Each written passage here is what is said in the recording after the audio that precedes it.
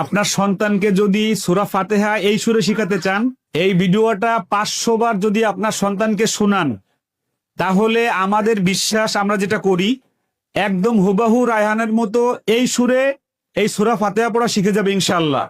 এজন্য যারা আর রায়হানে আসতে পারেন না, তাদের জন্য এই ভিডিওগুলো আমরা দেই।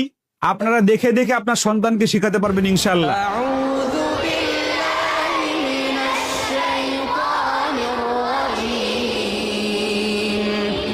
بسم الله الرحمن الرحيم